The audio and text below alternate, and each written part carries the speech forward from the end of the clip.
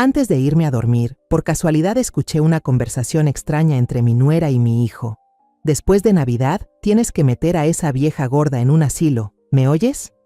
Pateé la puerta y grité. Antes de que pienses en echarme, deberías ver un video muy especial. Y cuando presioné el botón de reproducir en la televisión, mi nuera se desmayó. Pero antes de continuar, revisa si ya te suscribiste al canal y comparte en los comentarios desde dónde nos estás viendo. Nos encantaría saber hasta dónde llegan nuestras historias de venganza. Me quedé de pie en el porche, con la regadera de hojalata vieja que Javier, mi esposo, me había dejado. Cada vez que la toco, siento el calor de sus manos ásperas, de aquellos días en que aún vivía y regaba las bugambilias fucsias que trepaban por el muro.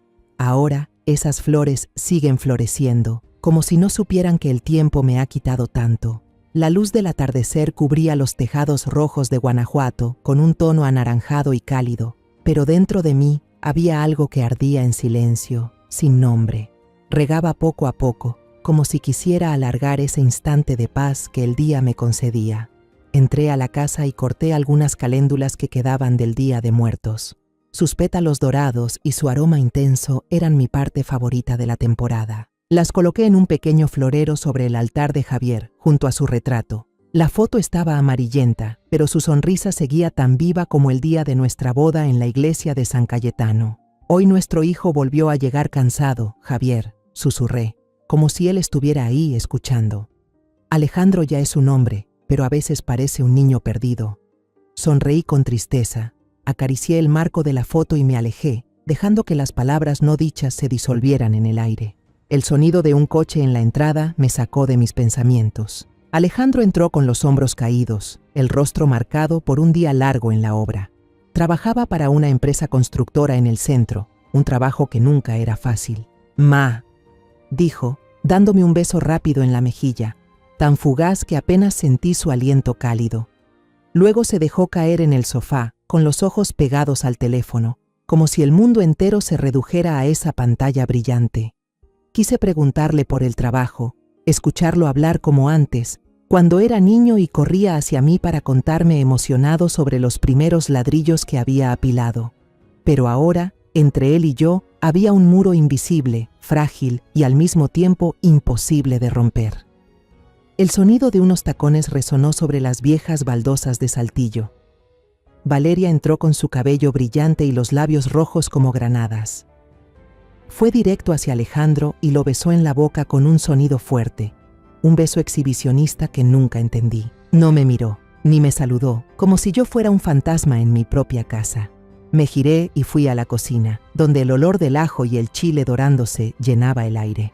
Preparaba chilaquiles rojos, el platillo favorito de Alejandro cuando era niño. Aún recordaba las tardes en que se sentaba en la silla alta, con los ojos brillando, comiendo mientras me contaba sobre la escuela. Hoy esperaba que ese aroma lo sacara de la coraza de silencio que había construido. La cena se sirvió en la mesa de madera vieja, donde Javier había grabado nuestros nombres en una esquina. Me senté frente a Alejandro y Valeria, intentando empezar una conversación. «¿Cómo te fue hoy en el trabajo, hijo?», pregunté con voz suave. Alejandro levantó la mirada, cansado. «Bien, ma», respondió cortante, y volvió a mirar su plato. Sonreí, tratando de ocultar la decepción. Valeria, en cambio, no dejó que el silencio durara. Empezó a hablar sin parar, con voz alegre, sobre su día de compras en el centro comercial Plaza Cibeles de Irapuato. «¿Sabe, mamá? El bolso Hermès nuevo que compró mi amiga es ridículo, 50,000 pesos y parece de tianguis». Se rió fuerte, pero sus ojos nunca se cruzaron con los míos. Asentí, escuchando, mientras dentro de mí solo quedaba un vacío silencioso. Luego la mirada de Valeria se deslizó hacia el trastero de madera oscura en la esquina del comedor. Era un recuerdo de mi suegra, la abuela de Alejandro, lo único que dejó antes de morir. Los grabados en la madera ya estaban desgastados, pero cada vez que lo miraba sentía su presencia, severa pero amable. «Deberíamos cambiar este mueble viejo para Navidad, ¿no crees?», dijo Valeria con un tono casual, aunque sentí el filo escondido en sus palabras. «Podríamos comprar algo más moderno en Liverpool». Alejandro murmuró algo inaudible, como si no quisiera enfrentarse a esa sugerencia. Apreté la cuchara entre los dedos, pero no dije nada. Ese mueble no era solo madera, era memoria, era la historia de mi familia. Pero para Valeria, no era más que un trasto viejo, algo que no encajaba en su mundo de brillo y apariencias. Cuando recogí su plato, noté que casi no había tocado los chilaquiles. Las tortillas fritas, cubiertas de salsa roja y queso cotija desmenuzado, seguían intactas. «Estoy a dieta, suegra», dijo con una voz suave, pero con un dejo de desprecio. «Demasiada grasa». Luego se levantó, fue directo al refrigerador y sacó kale y frutas para prepararse un batido verde. Me quedé allí, con su plato aún en la mano, sintiendo como si me hubieran abofeteado sin tocarme. La comida que preparé con tanto cariño, pensando en mi hijo, fue ignorada como si no tuviera valor. Quise decir algo, decirle que ese era el platillo favorito de Alejandro, que lo había hecho por él, pero guardé silencio y tragué mi tristeza. Después de la cena, me quedé en la cocina lavando cada plato, cada olla.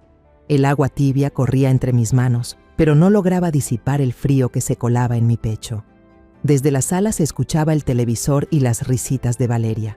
No oí la voz de Alejandro. Tal vez estaba, como siempre, en silencio, dejando que Valeria dominara el espacio de la casa. Me sequé las manos y salí de la cocina, con la intención de irme a mi habitación. Al pasar por la sala, vi a Alejandro recostado en el hombro de Valeria, con los ojos cerrados, como si estuviera agotado.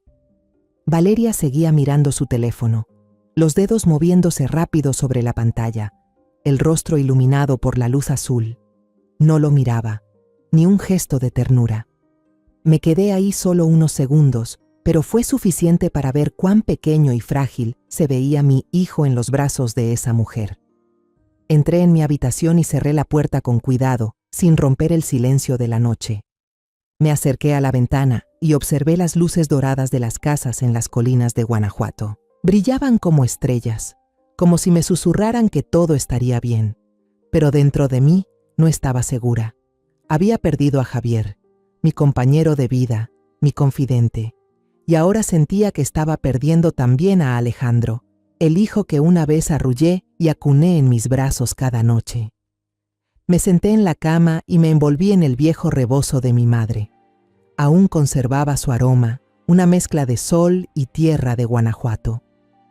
Al menos todavía tengo un hogar, una familia, me dije, pero las palabras sonaron débiles, como una oración que no alcanza el cielo.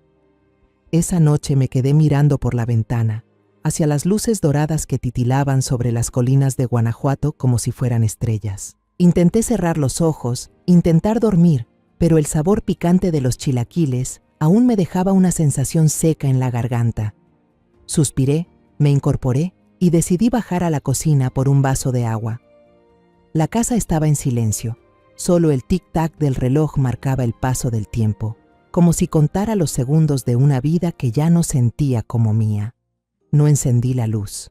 Después de tantos años viviendo en esta casa, conozco de memoria cada paso, cada esquina. Mis pies descalzos tocaron el suelo frío de los mosaicos de Saltillo mientras avanzaba por el pasillo, con la mano rozando la pared áspera.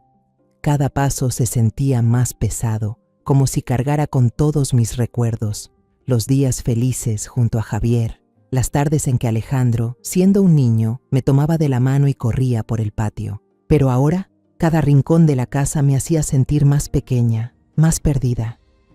Al acercarme a la sala, una débil franja de luz se filtraba por la puerta entreabierta. Me detuve. Escuché voces, bajas pero claras, cortando el silencio de la noche. El tintineo del hielo dentro de una copa sonó, seguido por la voz de Valeria, baja, saliendo entre los dientes, sin el menor rastro de la dulzura que solía mostrarme. «Después de Navidad tienes que meter a esa vieja en un asilo», dijo con voz fría como el mármol. «Ya escogí el lugar, está en las afueras de León, se llama Hogar de Paz, es limpio, apartado y nadie la conoce». Sus palabras fueron como una puñalada directa al pecho. Me quedé inmóvil, escondida tras la pared, y la oscuridad me protegía como una vieja amiga. El corazón me latía tan fuerte que temí que pudieran oírlo. Contuve la respiración, esperando, deseando haber escuchado mal, que todo fuera una pesadilla. Pero el silencio que siguió, roto solo por el canto de los grillos en el patio, parecía burlarse de mi ingenuidad. Entonces escuché la voz de Alejandro, baja, temblorosa, casi suplicante. «Valeria, mi mamá no está tan débil». Noté la duda en su tono, una fragilidad que jamás había percibido en el hijo que alguna vez fue tan fuerte como su padre. El corazón se me encogió, no solo por las palabras de Valeria, sino por la impotencia de Alejandro. Él sabía, comprendía, pero no hacía nada. Valeria soltó una risa corta, seca, tan afilada como otro cuchillo clavándose más hondo. «No importa si está débil o no», dijo con voz firme y amenazante. «No puedo seguir viviendo con esa mujer en este lugar ni un día más. Si sigues defendiéndola, me perderás». El sonido del vaso golpeando la mesa de cristal fue fuerte, cortante, como un punto final a su sentencia. «Decídete, Alejandro, tu madre o yo y nuestro futuro». Esperé, de pie en la oscuridad, deseando que Alejandro dijera algo, cualquier cosa, para defenderme, para proteger la familia que Javier y yo habíamos construido. Pero no hubo respuesta, solo silencio, un silencio más pesado que cualquier palabra. La sed que me había llevado a la cocina desapareció, reemplazada por un frío que me recorrió la espalda, como si la sangre se me congelara. No quería escuchar más. No podía soportar ni un segundo más la verdad de que mi hijo, el niño que crié, estaba frente a la elección entre mí y esa mujer, y había elegido callar. Retrocedí, mis pasos ya no eran firmes. Apoyé la mano en la pared, los dedos temblorosos se aferraban a la superficie áspera, como si eso pudiera impedir que me desplomara. Sentía que caminaba dentro del sueño de otra persona, uno en el que yo no tenía lugar. Cada paso de regreso a mi habitación era un esfuerzo, como si arrastrara el peso del mundo entero. Al entrar, no encendí la luz. Me senté en el borde de la cama, las manos temblando, el cuerpo entero deshecho.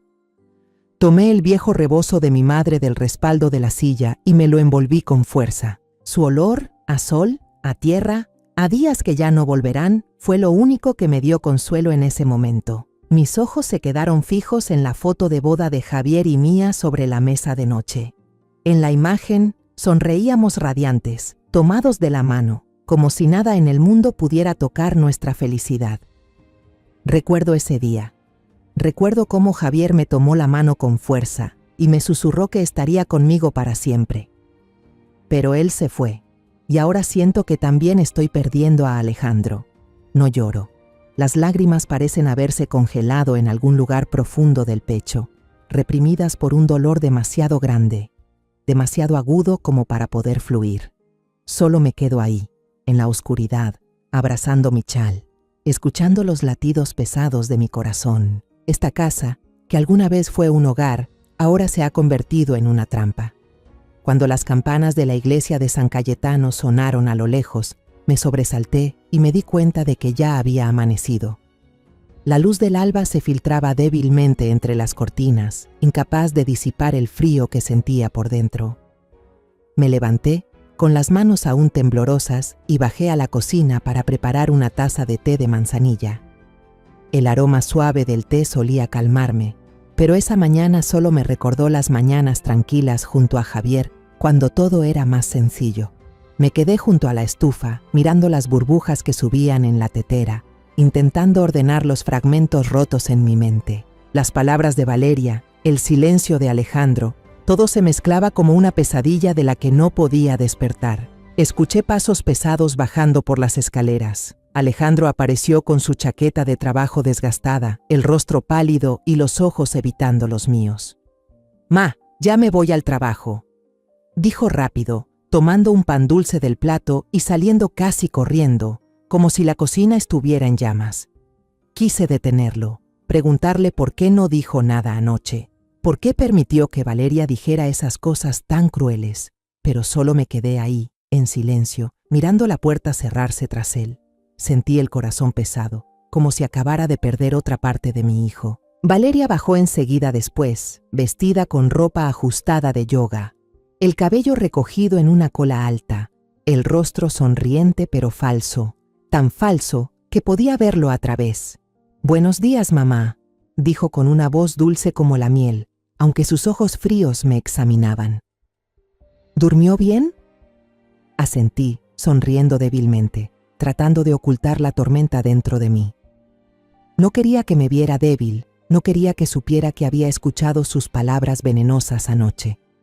Pero entonces, mis ojos se posaron por casualidad en un sobre color marfil sobre la mesa del comedor, justo al lado del frasco de mermelada de fresa. La inscripción en la esquina superior izquierda hizo que mi corazón se detuviera un instante. Clínica San Rafael, especialidad en geriatría y neurología. Valeria notó mi mirada y su sonrisa se ensanchó, como si hubiera estado esperando ese momento. «Ah, son los papeles de mamá de la clínica de la doctora López», dijo con voz suave pero cargada de intención. «Los enviaron por mensajería urgente. Solo son unos resultados de rutina».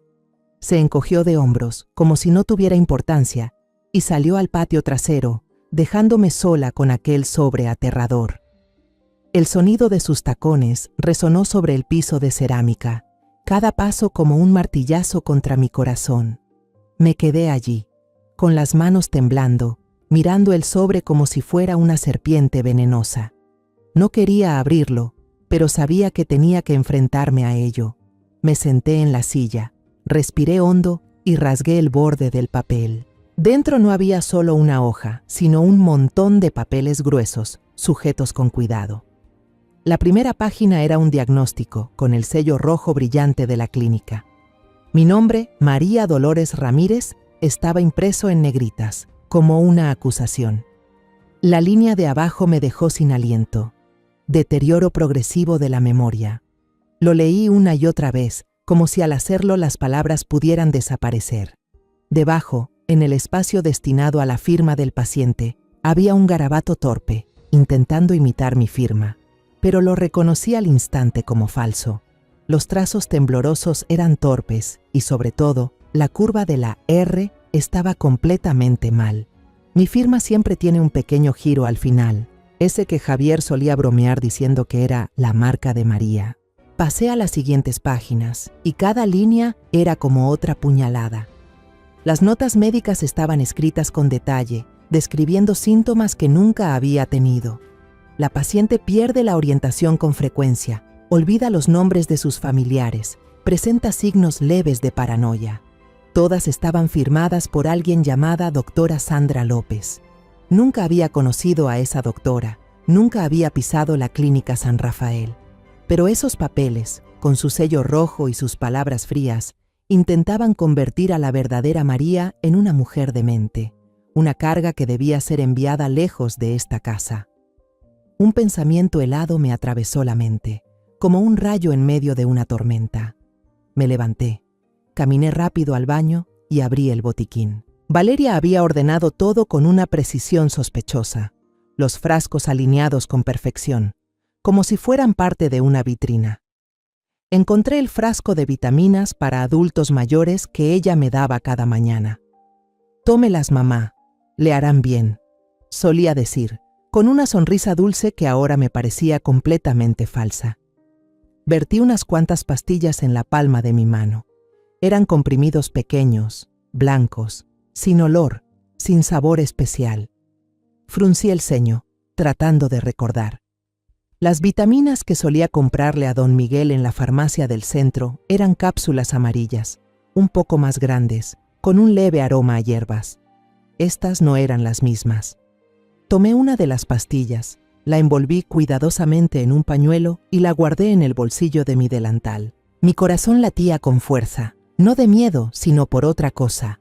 La sospecha ya no era solo una sombra. Necesitaba respuestas y sabía que tenía que actuar rápido. Llamé hacia el patio con voz tranquila, como si nada pasara. «Valeria, voy al mercado a comprar unas verduras para el almuerzo, ¿sí?»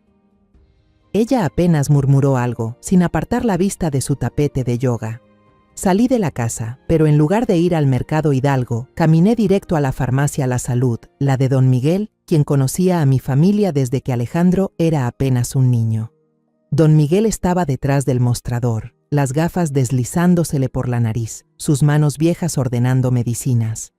Al verme, sonrió, pero la sonrisa se desvaneció al notar mi expresión. «María, ¿pasa algo?», preguntó con voz preocupada. Saqué el pañuelo, coloqué la pastilla sobre el mostrador y mentí diciendo que la había encontrado en el bolsillo de un abrigo viejo y no recordaba qué era. Se colocó las gafas, examinó la pastilla y hojeó su libro de farmacología, grueso y con la tapa desgastada. Su rostro se volvió serio, las cejas se fruncieron. Levantó la vista y me miró por encima del marco de las gafas. «Doña María, esto es alprazolam en dosis baja», dijo con voz grave. «Se usa para tratar la ansiedad y ayudar a dormir. Esto, definitivamente, no es una vitamina». La voz de él fue como un golpe final, destrozando todas las dudas que me quedaban. Me quedé allí, con las manos apretando el borde del mostrador, sintiendo que el mundo se venía abajo. Valeria no solo mentía, no solo planeaba mandarme a un asilo, me estaba envenenando, de forma sistemática, para convertirme en un muñeco, en una vieja dementa a los ojos de todos. No fui a casa de inmediato. Mis piernas me llevaron sin pensar por la callejuela que va a la Panadería del Sol, la panadería de Lucía. El olor a pan recién hecho y a canela tibia siempre me consolaba. La pequeña campanilla de la puerta sonó cuando entré. El aroma a canela y azúcar moreno flotaba en el aire, calmando en parte mi pecho apretado. Lucía estaba detrás del mostrador, las mangas remangadas, la cara con motas de harina, amasando una gran masa con manos fuertes. Levantó la mirada, su sonrisa conocida apareció y se apagó al instante al ver mi cara. «¿María? ¿Qué te pasa?», preguntó con voz preocupada. «Pareces haber visto un fantasma». Sin esperar a que respondiera, se limpió las manos con el delantal, salió del mostrador y me arrastró al cuarto pequeño detrás de la tienda, donde las bolsas de harina estaban apiladas y una mesa rústica de madera quedaba sola. Cerró la puerta, como si quisiera levantar un muro entre nosotras y el mundo, y me ofreció un vaso de agua. Estaba frío, pero no lo bebí de inmediato. Solo lo apreté como si fuera lo único que me sostuviera. No pude decir nada. El pecho me oprimía. Temblando, saqué del bolsillo del delantal la hoja del diagnóstico falso y la pastilla envuelta en un papel y las puse sobre la mesa. Lucía frunció el ceño, tomó la hoja, leyó cada línea y volvió a leer, como si no creyera lo que veía. Miró la pastilla, la dio vuelta una y otra vez, y luego alzó la vista hacia mí. Sus ojos amables ahora se entrecerraron y se encendió en ellos una furia. «¡Hija de su madre!», gritó, golpeando la mesa con fuerza. Una nube de harina se alzó como una pequeña tormenta. «¡Esa víbora! ¡Esa arpía!». Nunca había visto a Lucía tan enfadada. Ella, mi amiga de la juventud, la que compartió conmigo los días más duros. Ahora temblaba de rabia por mí. Las lágrimas brotaron, no pude contenerlas. Conté todo, desde los susurros venenosos de Valeria aquella noche, hasta el silencio de Alejandro, y por último la pastilla que don Miguel identificó como alprazolam. Cada palabra desgarraba mi corazón, pero también me permitía soltar el miedo que me había aprisionado. Lucía escuchó sin interrumpir, aunque apretaba los bordes de la mesa como si quisiera partirla. Cuando terminé, se levantó, se acercó y me abrazó. Me apoyé en su hombro y lloré como una niña. Las lágrimas empaparon su delantal manchado de harina. Ella me acarició la espalda con suavidad, sin decir consignas vacías. Lucía no es de esas. Pasados unos minutos, me sostuvo del hombro, me miró a los ojos y su voz se endureció. «Escucha, María, ahora no es momento de llorar. Llorar es lo que esa víbora quiere que hagas. Ahora es momento de pelear». Empezó a caminar de un lado a otro por el cuartito, con pasos decididos, como una general planificando. «Quiere demostrar que estás loca, ¿verdad?», dijo con determinación. «Pues se lo vamos a demostrar. Vas a jugar su juego, pero a tu manera». Se detuvo, y una idea brilló en sus ojos, iluminando su rostro. «Mi nieto Mateo trabaja con tecnología. Puede conseguir las cámaras más pequeñas, esas que se esconden en un jarrón de Talavera o detrás del marco de una foto de Javier. Nadie sospecharía nada. La miré, un poco sorprendida, pero en mi interior empezó a encenderse una chispa de esperanza. Lucía se sentó frente a mí y me tomó las manos. Vamos a reunir pruebas. Continuó con una voz firme como una roca. Vas a fingir, María. Vas a convertirte en la anciana confundida que ella quiere que seas. Vas a olvidar su nombre, olvidar el camino al mercado, olvidar las cosas pequeñas. Déjala sentirse segura, déjala bajar la guardia, déjala caer en la trampa que ella misma preparó para ti. La escuchaba con el corazón latiendo con fuerza, no por miedo, sino por emoción. La idea, aunque atrevida y peligrosa, me hacía sentir que ya no era una víctima impotente. Yo podía hacerlo. Podía recuperar mi vida. Lucía se levantó y me sirvió una taza de café de olla caliente de una vieja tetera de cobre. El aroma a canela y piloncillo se esparció, cálido, como un recordatorio de tiempos mejores. Tómalo, dijo, empujando la taza hacia mí. Tómalo para entrar en calor y recuperar fuerzas. Desde ahora ya no estás sola. Tomé la taza. El calor se extendió por mis dedos fríos. Por primera vez en 2 días, sentí una chispa de esperanza, pequeña pero intensa, como una llama titilante en la oscuridad. Probé un sorbo. El sabor dulce del piloncillo y el toque picante de la canela me devolvieron energía. Miré a Lucía, la amiga que había estado a mi lado en tantas tormentas, y supe que esto ya no era solo mi miedo. Ahora era nuestra lucha. A la mañana siguiente, Mateo, el nieto de Lucía, apareció en la puerta de mi casa. Era un joven ágil, con una chaqueta de mezclilla y una caja de herramientas vieja en la mano. Parecía un electricista cualquiera. Tía Lucía me pidió venir a revisar el cableado, doña María, dijo lo bastante alto para que Valeria lo oyera desde el patio. En Navidad hay mucha gente, y es fácil que se produzca un cortocircuito. Valeria, ocupada con una llamada telefónica afuera, apenas lo miró y le hizo una seña con la mano para que pasara. Lo conduje a la sala, con el corazón latiendo fuerte, pero mantuve una sonrisa amable, como si solo recibiera a un trabajador más. Mientras Valeria seguía hablando por teléfono, Mateo abrió rápidamente la caja de herramientas y sacó una diminuta cámara, no más grande que una moneda. Eligió una figura de cerámica con forma de calavera colorida que estaba en el estante, un recuerdo que había comprado años atrás en un mercado de San Miguel de Allende. Con unos movimientos hábiles, escondió la cámara en la cuenca del ojo de la calavera, asegurándose de que fuera completamente invisible. «Abra esta aplicación en su teléfono», susurró Mateo, entregándome un celular viejo suyo. «El video se transmitirá en directo y podrá verlo cuando quiera». Asentí, intentando ocultar mi nerviosismo. Cuando Mateo se fue, miré la calavera y sentí que me guiñaba un ojo, como si fuera una cómplice secreta. Mi actuación comenzó durante el almuerzo de ese día. Puse la mesa con lentitud, colocando cada plato con aparente distracción. Cuando Valeria se sentó, la miré y sonreí con inocencia. «Elena, ¿quieres más chilaquiles?», dije a propósito, usando el nombre de una vecina que se había mudado hacía años. Valeria se quedó paralizada. El plato casi se le cayó de las manos. Miró a Alejandro con una expresión cargada de significado, como si acabara de encontrar una pieza clave en su plan. «Mamá, soy Valeria», dijo con una voz dulce, pero pude reconocer el tono triunfante detrás. Alejandro bajó la cabeza, en silencio, sirviéndose más comida. Fingí estar confundida y murmuré: «Ay, perdón, me equivoqué». Pero en mi interior sabía que acababa de hacer mi primer movimiento. Unos días después, seguí con la farsa. Esa mañana estaba en la cocina, preparando café como siempre.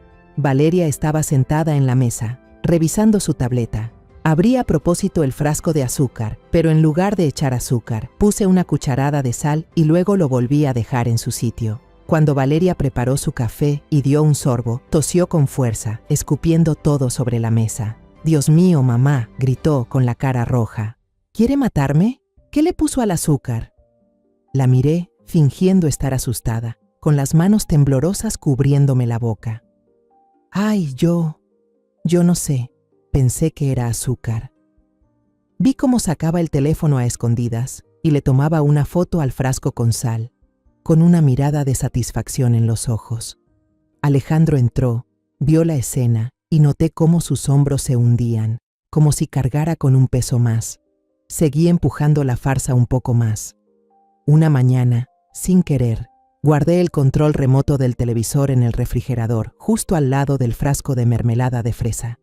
Cuando Alejandro lo buscó por todas partes y no lo encontró, fingí estar confundida. ¿Dónde lo habré dejado? Juraría que estaba en la mesa.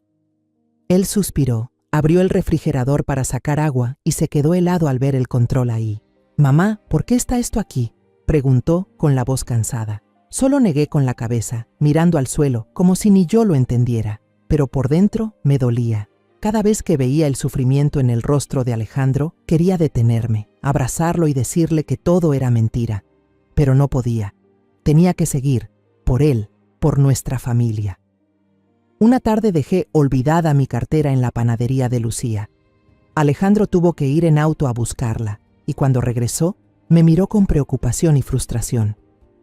«Mamá, tiene que tener más cuidado», dijo con una voz baja pero cargada de peso. Valeria estaba a su lado, suspirando con satisfacción, como si cada error mío fuera una victoria para ella. Asentí, murmurando disculpas, pero en mi interior sabía que estaba en el camino correcto. Cuanto más creyera Valeria que yo estaba perdiendo la cabeza, más bajaría la guardia, y eso era exactamente lo que necesitaba. Un día, mientras ayudaba a Valeria a limpiar la sala, accidentalmente rompí un plato de talavera que ella adoraba. El sonido seco del golpe llenó la habitación, y me quedé inmóvil, fingiendo pánico, con las manos en la cara. «¡Ay, lo siento! No fue mi intención». Valeria se agachó a recoger los pedazos, pero en lugar de gritarme, sonrió con una dulzura que daba escalofríos. «No se preocupe, mamá, solo es un plato. No pasa nada». La miré, reconociendo la falsedad en cada palabra, y supe que estaba guardando ese momento en su mente como otra prueba para su plan. Esa noche, al regresar a mi cuarto, abrí la aplicación en el viejo teléfono que Mateo me había dado. El video de la cámara oculta en la estatua de calavera se reprodujo, claro y nítido. Vi a Valeria después de que salí de la sala llamando a alguien. «Hola, Sandra», dijo, con una voz entre preocupada y triunfante. «La situación con mi suegra empeora cada día. Hoy rompió mi plato talavera favorito y además puso sal en el azúcar. De verdad estoy preocupada por ella. Tal vez deberíamos acelerar el trámite». Sentí cómo el corazón se me apretaba. Estaba hablando con la doctora López, la que firmó el diagnóstico falso. El video siguió, y vi a Valeria sola en el sofá, revisando su tableta, ampliando la imagen de una habitación pequeña en un asilo, limpia, vacía, con paredes blancas. Sonrió, una sonrisa fría y satisfecha, como si ya estuviera viendo el futuro que tanto deseaba. Apagué el teléfono y me quedé sentada en la oscuridad, sintiendo como si alguien me estuviera apretando el corazón. Pero ya no tomaba las vitaminas de Valeria. Cada mañana fingía ponerme la pastilla en la boca, pero en realidad la escondía bajo la lengua y luego la escupía en el baño. La lucidez volvió a mí, y con ella, la capacidad de seguir actuando, aunque también me hizo sentir el dolor con más claridad. Cada día tenía que enfrentar la mirada triunfante de Valeria, el silencio dolido de Alejandro, y cada día me repetía que lo hacía por mi hijo, por la familia que Javier y yo habíamos construido. Pero aquel viernes por la noche, cuando el teléfono sonó y la voz apurada de Lucía se escuchó al otro lado, supe que mi papel estaba por entrar en un nuevo acto, más oscuro que los anteriores. «María, estoy cerca de la vieja mina La Valenciana, entregando unos pasteles para una fiesta», susurró Lucía por el teléfono, con una voz baja pero llena de tensión. «¿Adivina a quién acabo de ver?». Se me apretó el pecho, como si ya conociera la respuesta. «¿A quién?», pregunté, tratando de sonar tranquila, aunque mi mano temblaba al sostener el teléfono. «A tu adorada nuerita», respondió Lucía con desprecio. «Está en un bar llamado La Sirena Roja, un sitio que da muy mala espina. No está sola, María. Está riéndose como loca con un tipo más joven, guapo, de esos que viven de las mujeres». Él le tomaba la mano sobre la mesa, como si quisieran que todo el mundo supiera que están juntos. Las palabras de Lucía me golpearon en el pecho. Le di las gracias con voz seca y colgué, sentándome al borde de la cama. Sentía el pecho pesado, no solo por la traición de Valeria hacia mí, sino también hacia Alejandro, el hijo que amaba más que a mi propia vida. Ya sabía que era cruel, que quería meterme en un asilo, pero ahora comprendía que su plan era más profundo. No solo quería quitarme mi casa, sino también destruir la vida de mi hijo. Me quedé allí, en la oscuridad, sintiendo que el mundo se derrumbaba, mientras una furia helada empezaba a hervir dentro de mí, más fuerte que cualquier miedo. El domingo siguiente, nos sentamos todos a la mesa para almorzar, una comida tranquila pero asfixiante. Valeria hablaba sin parar, como siempre, sobre sus planes de compras, sobre unos zapatos que había visto en el centro comercial. Alejandro solo asentía, con la mirada fija en el plato, como si quisiera desaparecer del mundo. Yo me mantenía en mi papel de madre dulce, sirviendo la comida en silencio, pero en mi cabeza no dejaba de repetir las palabras de Lucía. Cuando terminamos de comer, Valeria se levantó diciendo que necesitaba bañarse para salir a ver a una amiga. «Voy a ver a Sofía. Seguro vuelvo tarde», dijo con voz suave, pero yo pude notar la falsedad en ella. Dejó el teléfono cargando en la encimera de la cocina y entró al baño. Enseguida se oyó el sonido del agua corriendo. Me quedé lavando verduras para la cena, tratando de no mirar hacia el teléfono. Pero entonces, la pantalla se encendió y una notificación apareció claramente en la pantalla bloqueada. No fue mi intención leerla, pero las palabras parecían saltar directo a mis ojos, imposibles de ignorar. Remitente, Diego. Mensaje. Mi amor, después de vender la casa tendrás el dinero. Nos iremos a Texas. Te extraño. Mis manos, empapadas de agua, empezaron a temblar. Sentí que la sangre me hervía, pero al mismo tiempo una calma fría se apoderó de mí. Me limpié las manos en el delantal, saqué mi viejo teléfono del bolsillo y con los dedos torpes abrí la cámara y tomé una foto de la pantalla del teléfono de Valeria. La imagen quedó un poco borrosa, pero el mensaje se podía leer perfectamente. Guardé el teléfono justo cuando el ruido del agua se detuvo en el baño. Mi corazón latía con fuerza, como si acabara de cometer un crimen. Volví al fregadero y seguí lavando las verduras, pero en mi cabeza todas las piezas encajaron. El asilo, el diagnóstico falso, las pastillas tranquilizantes y ahora un amante llamado Diego. Valeria no solo quería mandarme al asilo para quedarse con la casa.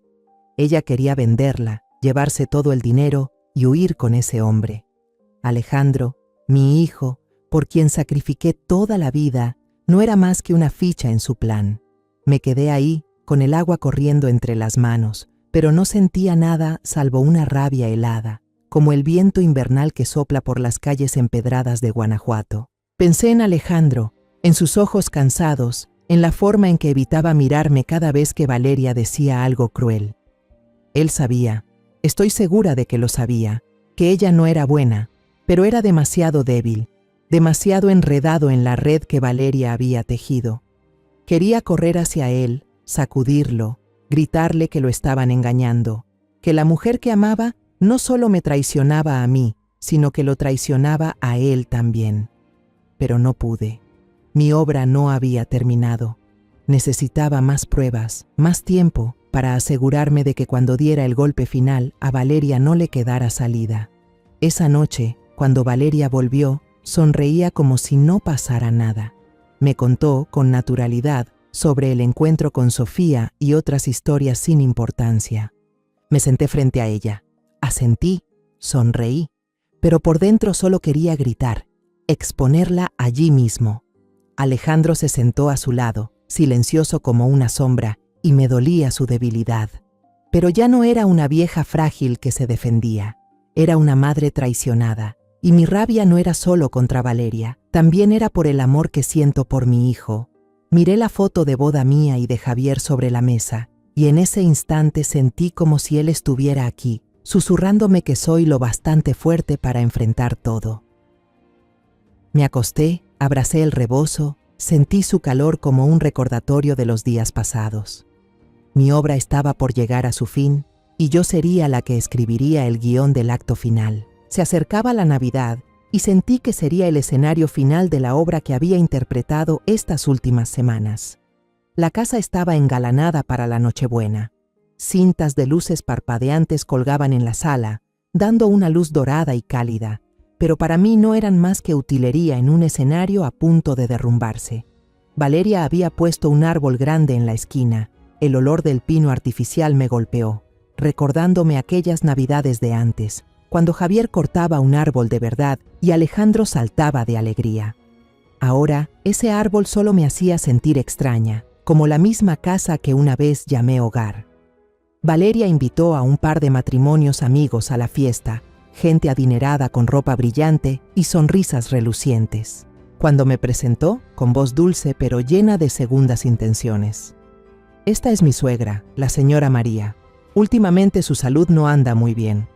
Vi las miradas compasivas pasar sobre mí, como si yo fuera un objeto frágil a punto de desecharse.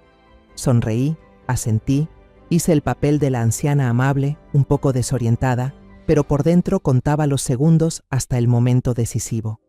Llevaba puesto el vestido de terciopelo color vino que Javier me había regalado en una Navidad de hace muchos años.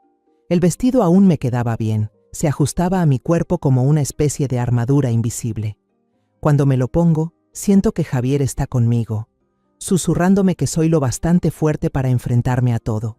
Entré a la sala, pasando la mano suavemente por el trastero de mi suegra, ese mueble que guarda los recuerdos de mi familia. Valeria alguna vez quiso reemplazarlo por algo más moderno, pero hoy seguía allí, firme, como mi propia determinación. La cena transcurría entre risas y conversaciones de los invitados, pero para mí, el ambiente alrededor de la mesa era asfixiante. Valeria presumía ante una amiga, con un tono lo bastante alto como para que yo la oyera. Pobrecita, mi suegra últimamente olvida muchas cosas. Una vez incluso olvidó el nombre de Alejandro. El doctor López nos dijo que debemos estar preparados para cualquier cosa. Me quedé sentada, apretando con fuerza la servilleta, fingiendo no escuchar, pero cada palabra suya era una puñalada en el pecho. Alejandro estaba a mi lado, sirviéndome comida en el plato en silencio, pero no se atrevía a mirarme a los ojos, ni tampoco a mirar a su esposa. Se veía más delgado, con las ojeras marcadas, como la sombra de lo que alguna vez fue. Quise tomarle la mano, decirle que lo sabía todo, que estaba luchando por él, pero solo sonreí, siguiendo con mi actuación. Cuando todos terminaron el plato principal y esperaban el pastel de 3 leches, Valeria se levantó, alzó su copa de vino y sonrió con la perfección de una actriz profesional. «Feliz Navidad», dijo, con la voz resonando por toda la habitación. «Brindemos por un año nuevo lleno de cambios positivos para nuestra familia». Su mirada se cruzó con la mía, cargada de intención, como si declarara su victoria. Fue mi señal. Respiré hondo, me levanté despacio y apreté el control remoto de la televisión que había escondido bajo la servilleta en mi regazo. Antes de comer el pastel de 3 leches, dije con voz serena pero lo bastante fuerte para silenciar los murmullos. Quiero que todos vean un video muy especial, un pequeño regalo de Navidad que preparé. Todas las miradas se volvieron hacia mí, sorprendidas. Valeria frunció el ceño, un destello de incomodidad cruzó sus ojos. Alejandro me miró, preocupado, pero no dijo nada. Presioné el botón y la pantalla grande del televisor, que antes mostraba el fuego crepitante de una chimenea, se apagó y volvió a encenderse. El primer video apareció, claro y nítido, grabado desde la cámara oculta dentro de la estatua de calavera. La voz fría de Valeria llenó el silencio de la sala. «Asegúrate de encerrar a esa vieja en el asilo. Ya lo he dicho demasiadas veces». Las risas y el tintinear de las copas se apagaron de golpe. Todas las miradas se dirigieron del televisor a Valeria, que se había quedado paralizada, el rostro pálido como si la sangre la hubiera abandonado. No me detuve. Presioné el siguiente botón y en la pantalla apareció la foto que tomé del mensaje de Diego. «Mi amor, cuando vendamos la casa tendrás el dinero.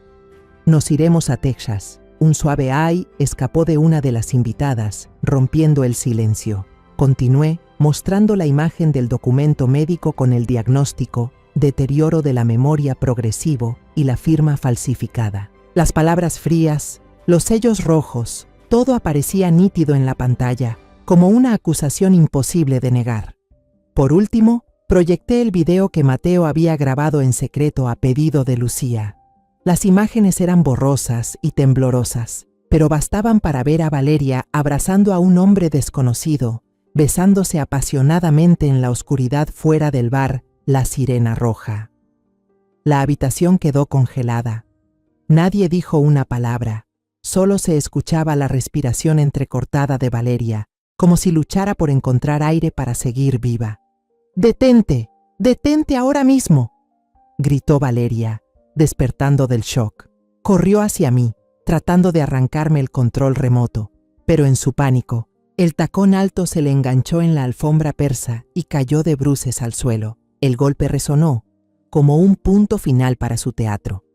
Apagué la televisión, dejando que el silencio llenara la habitación.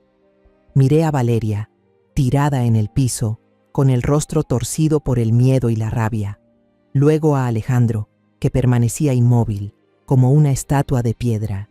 Mi voz seguía tranquila, pero firme, templada por todo el dolor de los últimos meses. Esta casa, Valeria, sigue a nombre mío y de mi difunto esposo, y según su testamento, soy la única con derecho a decidir si se vende o no. Si alguien aquí piensa echarme, será esa persona quien se vaya primero. Hablé despacio, cada palabra cayendo como un martillazo en el aire pesado.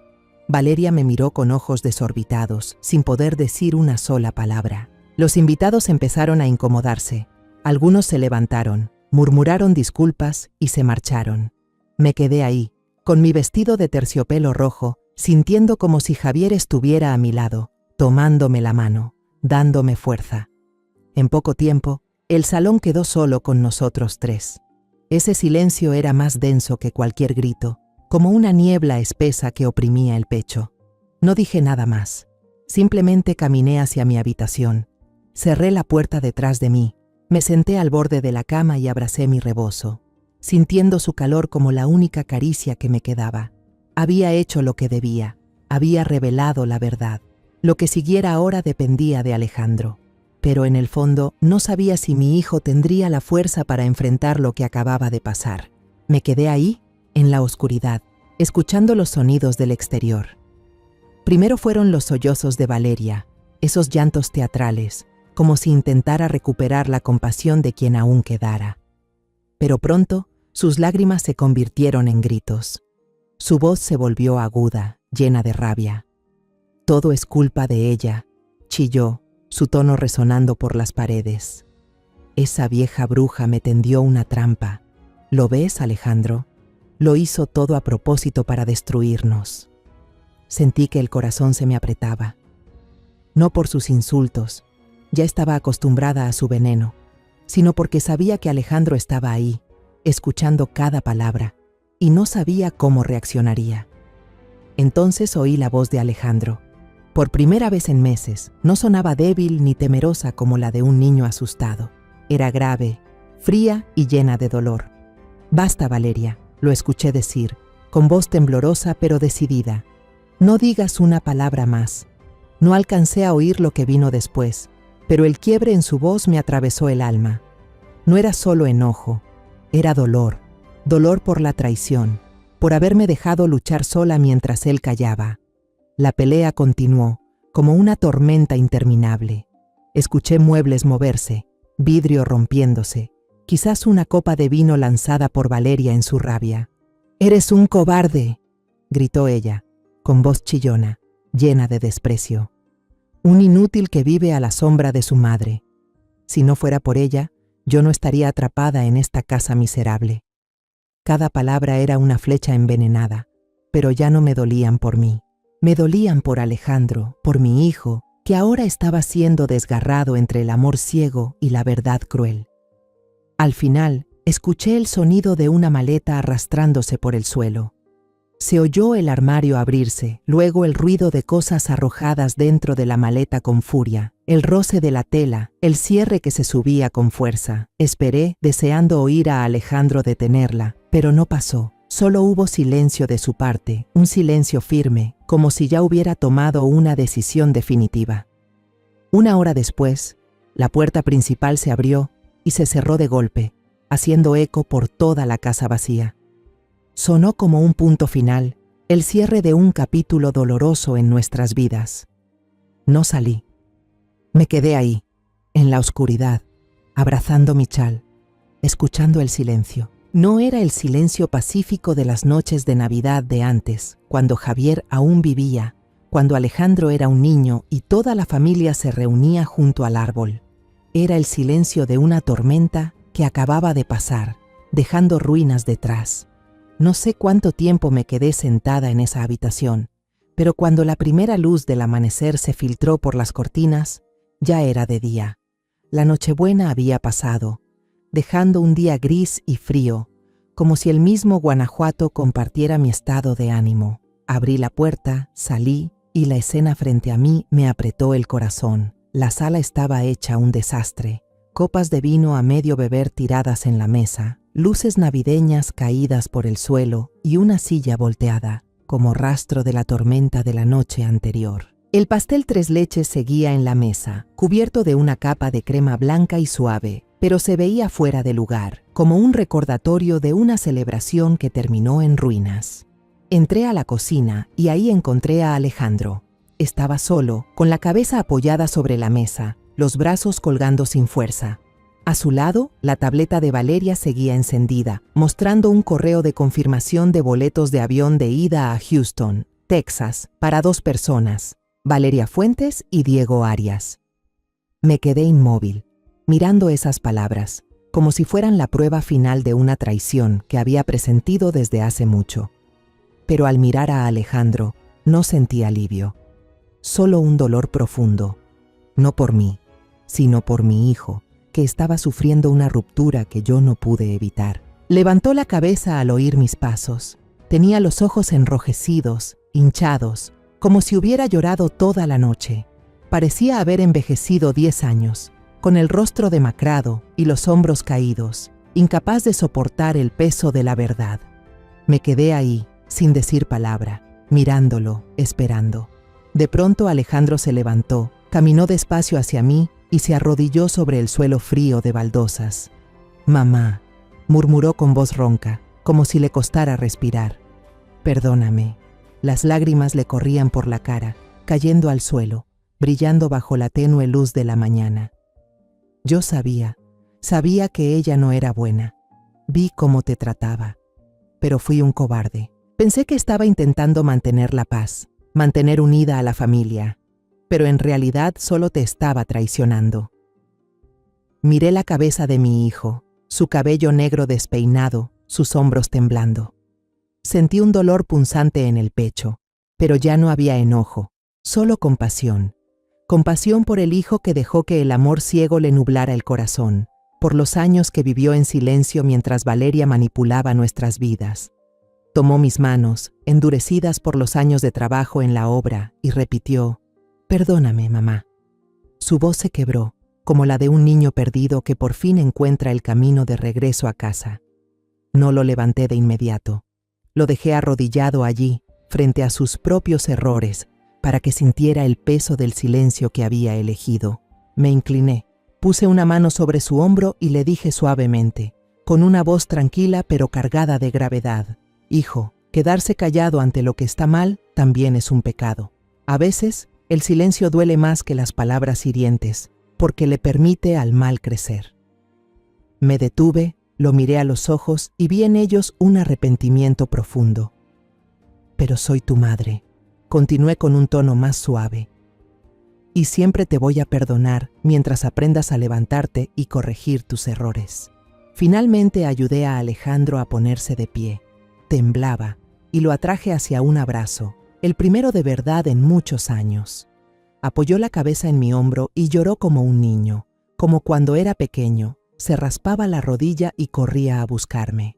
Le di unas palmaditas en la espalda, sintiendo sus respiraciones entrecortadas, y en ese instante vi al pequeño Alejandro regresar. No el hombre cansado y atormentado por sus fallos, sino el hijo que necesitaba a su madre. No dije nada más, solo lo abracé, dejando que esta vez el silencio llevara amor en lugar de dolor. No volvimos a hablar del tema. Los dos empezamos a limpiar en silencio el desorden del salón. Yo recogí las copas de vino, Alejandro levantó la silla caída. Juntos fuimos juntando los restos de la fiesta y también los fragmentos de la vida que habíamos dejado atrás. Nadie mencionó a Valeria, nadie habló de lo ocurrido la noche anterior. Unos meses después, decidí colgar el cartel de "Se vende" frente a la casa en Guanajuato. No fue una decisión fácil.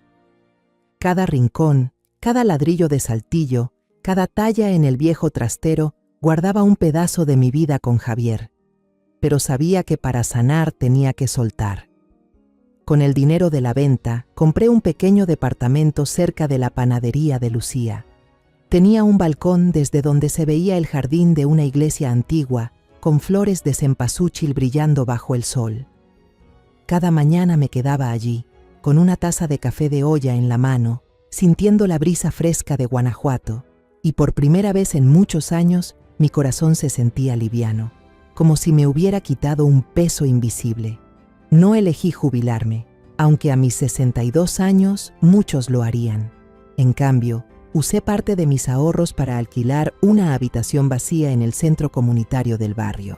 Pinté las paredes yo misma, compré mesas y sillas usadas en el tianguis y llevé una pila de libros viejos. Abrí una clase gratuita para enseñar a leer, escribir y hacer cuentas a los niños pobres del vecindario. La llamé Escuela Esperanza. Ese nombre no era solo para los niños, sino también para mí. Cada día, sus risas y sus intentos por pronunciar las palabras llenaban el pequeño salón, y también mi corazón. Veía sus ojos brillantes y me reconocía en ellos. Alguien que estuvo perdida, pero que había encontrado de nuevo la luz. Alejandro no vivía conmigo. Rentó un cuarto pequeño cerca de la obra donde trabajaba, y se esforzaba más que nunca. Lo veía intentar, no solo por ganarse la vida, sino por reencontrarse consigo mismo. Cada domingo venía a verme, sin regalos ni palabras adornadas, solo con historias simples sobre su trabajo, sus nuevos amigos, las cosas que iba aprendiendo. Yo no le preguntaba por Valeria, y él tampoco la mencionaba, pero sabía que en su silencio había un proceso lento, una sanación que avanzaba paso a paso. Una tarde de domingo, mientras estábamos acomodando una pila de libros en la Escuela Esperanza, Alejandro se detuvo de pronto. Me miró, y sus ojos, que antes estaban vacíos, brillaron con un poco de determinación. Luego se acercó y me abrazó fuerte, un abrazo cálido, firme, como si intentara transmitirme todo lo que sentía. «Mamá», dijo con voz grave pero segura, «estoy aprendiendo de nuevo a ser el hombre que tú me enseñaste a ser. No necesito a nadie más, solo a mí mismo y a ti». Sonreí sintiendo una calidez real, no fingida, por primera vez después de tantos años fríos. Le acaricié suavemente el cabello, ahora salpicado de algunas canas, y no dije nada, solo dejé que ese momento durara. Miré por la ventana, donde los niños jugaban en el patio de la iglesia, y sus risas sonaban como notas de una melodía. Pensé en mi propio camino, en las noches en que me sentaba en la oscuridad abrazando mi rebozo, temiendo perderlo todo. Pensé en Valeria, en su plan cruel, en cómo intentó hacerme pasar por una anciana loca.